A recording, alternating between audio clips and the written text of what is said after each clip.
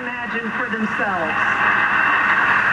My father was a pump operator at the city water plant, and he was diagnosed with multiple sclerosis when my brother and I were young.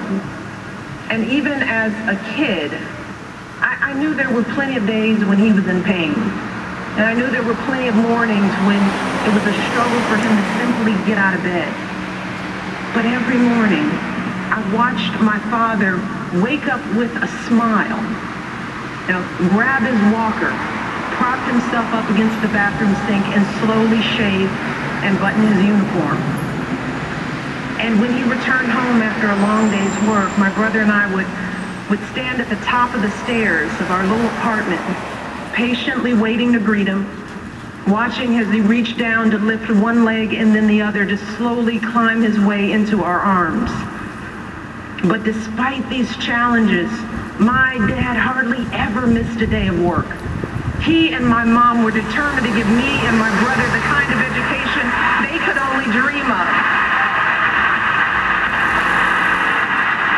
And when my brother and I finally made it to college, nearly all of our tuition came from student loans and grants, but my dad still had to pay a tiny portion of that tuition himself. And every semester he was determined to pay that bill right on time, even taking out loans when he fell short. He was so proud to be sending his kids to college, and he made sure we never missed a registration deadline because his check was late. You see, for my dad, that's what it meant to be a man. Like so many of us. That was the measure of his success in life, being able to earn a decent living that allowed him to support his family.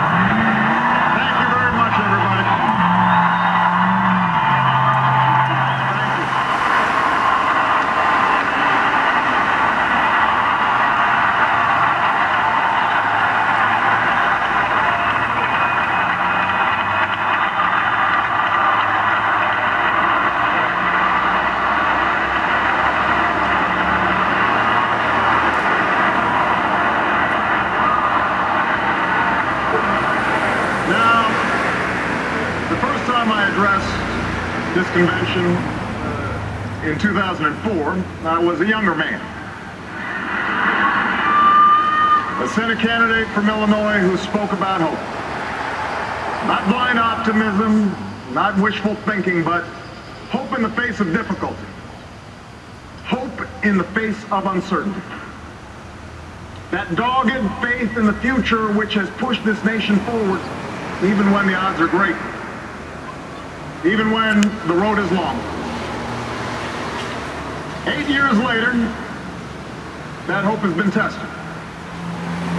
By the cost of war, by one of the worst economic crises in history, and by political gridlock that's left us wondering whether it's still even possible to tackle the challenges of our time. I know campaigns can seem small, even silly sometimes.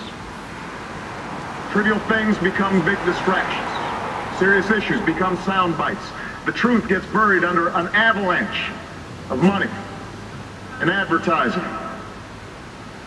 If you're sick of hearing me approve this message, believe me, so am I.